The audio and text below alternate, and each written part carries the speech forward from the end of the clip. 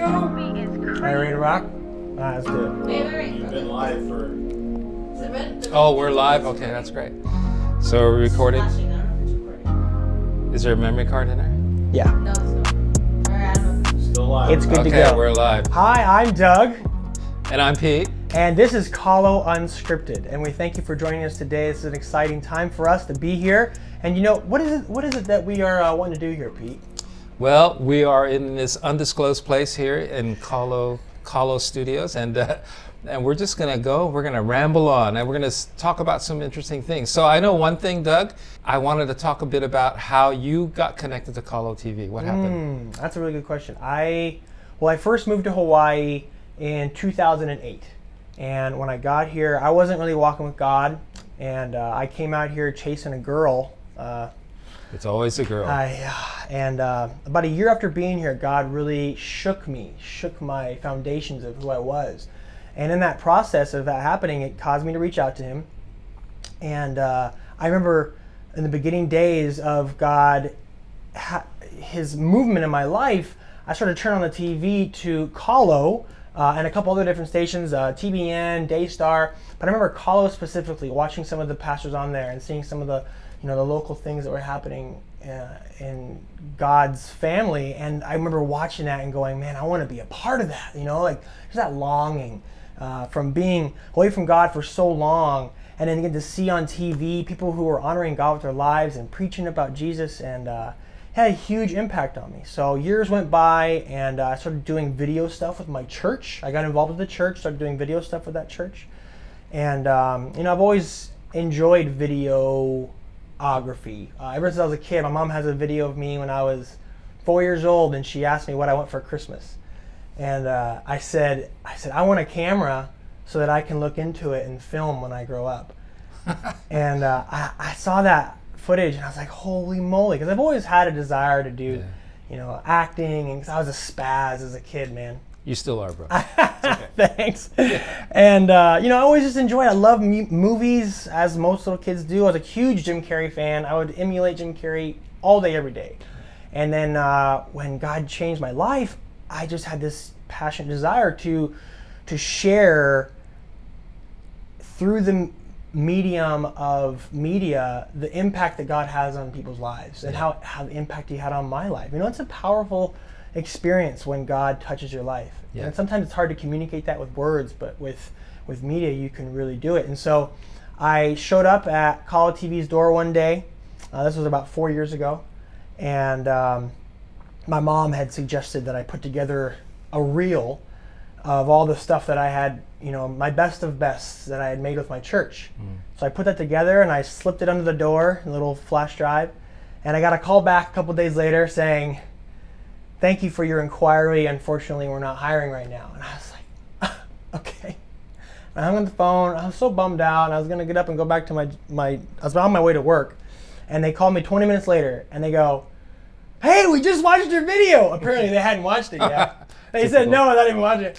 And they said, "We saw your video. We love." Apparently, I did an impersonation. I was Jesus singing "A Whole New World," and I changed it to tell me princess. I changed it to the guy's name who's in the video. So tell me, Devin, now when did you last let your heart decide? Okay, that's enough.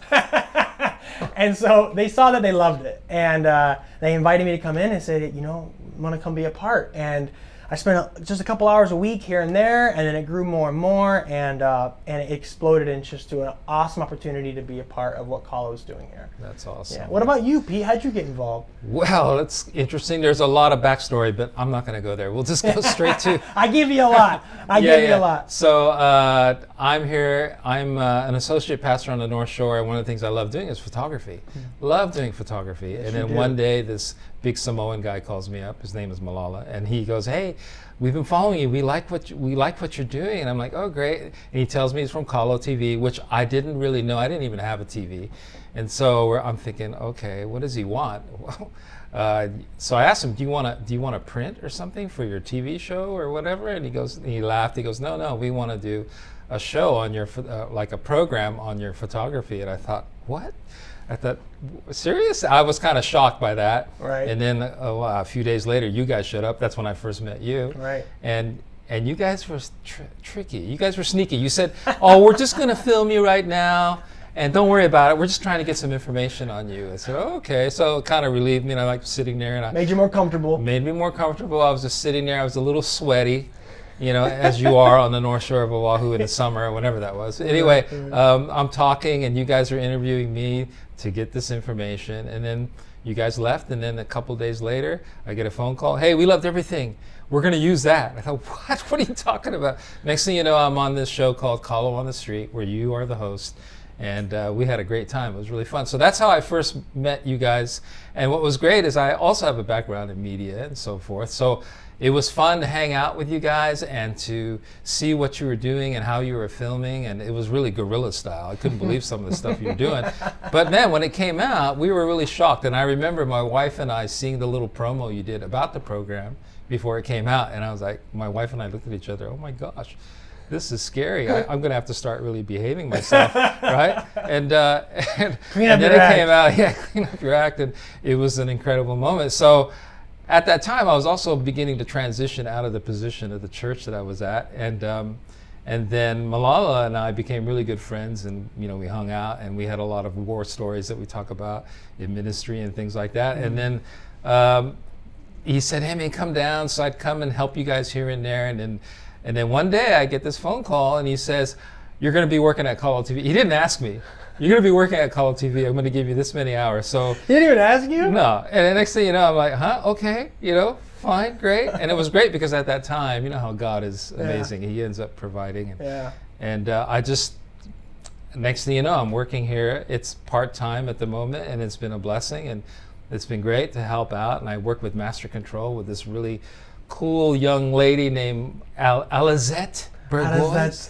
Yeah. Burgos. Yeah. Burgos. Yeah, that's her name. Anyway, she's great. And I'm just part of the Call team. So here we are. Now we're doing this podcast. So one thing I think that you and I, since I've been here, and even before that, we used to always talk about film, how we love film and how incredible it is to see stories in film. So Doug, in regards to Christian films or films of faith, what do you think is happening these days, and how powerful is Christian film and just film in general? Right, absolutely. I was doing a little bit of research and I was looking back as far as like 1912 when Christian films being made. All the way through, you see more and more Christian films coming out and more quality coming out. In the beginning, I thought that there was a lot more.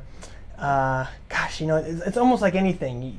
Anytime that you step into something new, you have to grow in it, right? I mean, I've experienced that 1,000 times over. And I think that Christian films have grown over the years. And I mean, you look back at some of them, and I wrote some of them down, but I think everybody knows the Ten Commandments, right? With Charlton Heston. I never even seen that, but I know of it. You haven't seen it today? I've never seen the Ten Commandments. Oh my gosh, classic. I've seen the scene with him at the waves and in the waves and stuff. I've never seen the movie. In fact, I just watched It's a Wonderful Life for the first time this last Sunday. That was an amazing movie. And that kind of takes me to another category. I don't know if there's some films that don't call themselves Christian films, but they are. So they're films that have elements of faith in it. Exactly. Which is great. Those are almost my favorite. Like a current example of that would be Fury. Have you ever seen Fury? The World War II movie. Yes, about the tank squad. You're getting weird here. Oh no, it's not. A war movie about Christianity. Who would have ever thought? You watch it, and it's got vulgarity, it's got violence to the nines, but it's got these themes, these under the surface themes of Christ. I mean, even to the end scenes, you have Brad Pitt and Shia LaBeouf talking about, what is the scripture that he says? If anybody loves the world, the love of the Father is not in him. And they're saying scriptures back and forth to each other. And I'm watching the scene, and at the end of that movie, man, I was like, yeah! Because it was just so powerful. Book of Eli, that was another one that I really liked. Yeah, that was really good. It wasn't blatantly a Christian film, but the themes. But there are elements of faith in there and about Christianity and so forth. Absolutely.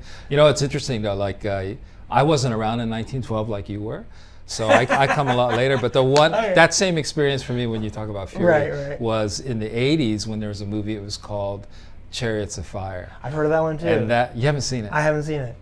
You got to see it. I gotta anyway, see it. And whoever's watching, you got to see it. Chariots of Fire, great movie. And same, I was in the theater going, oh my gosh, that was so great. And there's a scene in there where they actually read a passage in Isaiah, those that wait upon the Lord will renew their strength, all that kind of stuff. It was so powerful. And it was about this guy. He, the hardcore Christians in the movie, which was his sister, was like, you can't do this. You can't be running in a sport. He was getting ready for the Olympics. And then he says, you know, when I run, I feel God's joy in me. Wow. And I was so, even thinking about it now, it was so powerful. So he had a calling to do this. But in the end, he became a missionary in China. He was one of the first missionaries, and he ended up dying over there. But before that, he won the gold medal. And this is like in 38, 39, whatever it was. Right. And it's an incredible true story about this guy who had a calling on his life, but he also felt God's presence when he ran. Wow. And it's just a beautiful, beautiful story. That reminds me of a movie that came out, I think about 5 years ago or so. It's called Unbroken. Did you ever see that one? Yes. Phenomenal movie. Yes. I think Angelina Jolie was the director of that one. And unfortunately, if you read the book, there's so much powerful God things in it, like angels singing down at him while he's drifting in this raft. It's just unreal.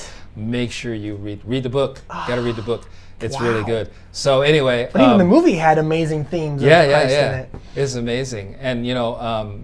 It's worth it. As a matter of fact, on Colo TV right now, during Billy Graham's half-hour show, they do a thing on Zamparelli. So tune in and check that out. That's right. But anyway, I saw that. Yeah. So it's really good. That's his story. But anyway, look, we don't want to go too long here. But I think, what do you think about the future of Christian film? I mean, what's your desire in regards to film? I want to make those movies. I want Colo TV to make those movies. You know what? Hawaii has an amazing position in the world for media. You know, there was a group that you guys were talking to. Who was the group that you were talking to? Well, it was this luncheon that Malala and I went to. It was just a business luncheon, but they happened to have people in the film industry, the governmental office and so forth. So when you come to Hawaii as a big production, you need to get a license. So it was a woman who oversaw that office, and it was really interesting because we were talking about the fact that Hawaii's biggest export is creative stuff like film and art.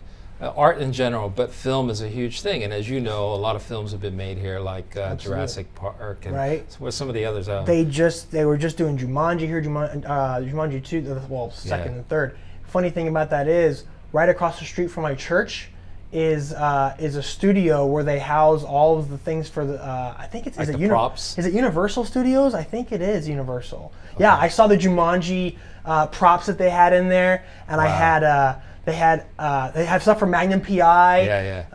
Obviously that's a show, but Hawaii 5-0. So it's really cool for me seeing just across the street from my church, you know, the place where they're putting it all together. And man, I'm like, every time I see that, it's like God constantly having this little just, hey, why don't you get involved? Hey, you know, it's always right there. I'm walking to church and movie stuff. Okay, time to go worship the Lord. And but yes. But what's cool about that is that we need people in that industry, and there are people in the industry. I have friends that work in the industry, and they love the Lord and that type of thing. But to bring those stories, it's all about story, and we need to do that. So here at Colo TV, what's great is we're trying to develop more and more story, and be able to share people's stories, but also in a dramatic way in the future, right? Yes. One day we're going to do that. But it's interesting that Hawaii, it's never going to be a factory for cars or a factory to make tires or anything like that, but it is a factory to make creative things. And that's what's cool, because Colo TV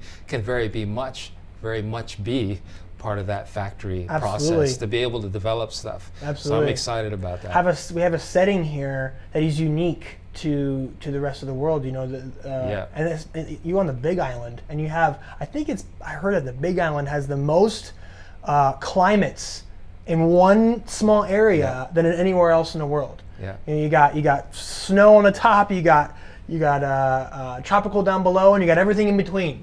You know, you got arid, you got humid, you got everything. And so different locations you go and film, and everybody loves Hawaii. Everybody's drawn to Hawaii. You know, there's the aloha spirit, the uniqueness of this place.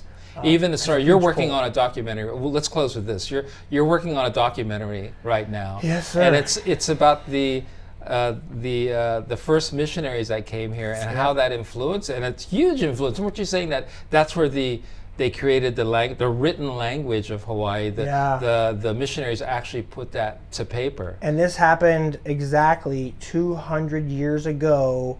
This coming March 30th, they landed. So are we going to see this thing? We're gonna see, God willing, we're gonna see this thing. Yeah, no, that's good. it's been an amazing project. I've been so honored to work on this. I feel like God put this in my hands, and I looked at it, was so excited, and then I recognized how overwhelmingly involved and unbelievable this story is, and how kind of misunderstood the story is. I hear a lot about people with negative thoughts towards the missionaries here, and then everything that I read, the things that are accomplished, things that happened with God through them, were just unbelievable. I don't want to share too much of it because it's it's going to be in the documentary, but it's been an amazing project. And again, that's a project that Carlos is very much involved with and backing it and that type of thing. So we're excited about that, and I'm sure there's going to be a whole lot more. So I think that we can close with that, and just if there's anybody watching and you have a heart to do, maybe you have the same thing like us, we have a heart for film and production, whatever it might be. Maybe you're an actor, maybe you're a writer, we need writers, all those types of things. Please contact us. The information's on the screen, and let's get together and do something. It's all about telling God's story to the world, right? I mean, what he's done in our lives and what we see him do in other people's lives, and we get this beautiful place called Hawaii to do it in. Absolutely. All right. Thanks, Doug. God bless you guys. We'll see you next time. Is crazy.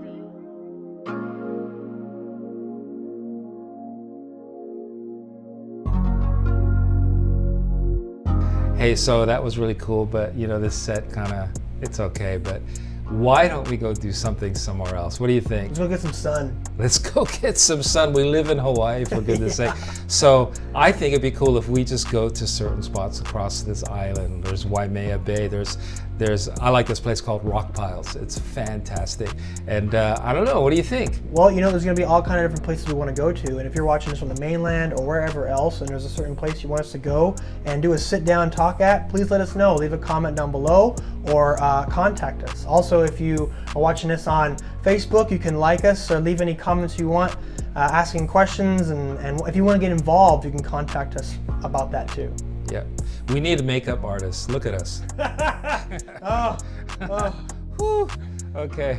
All right, into that powder puff. Let's go. Where are you? All right. Design, set, and cut. Yeah.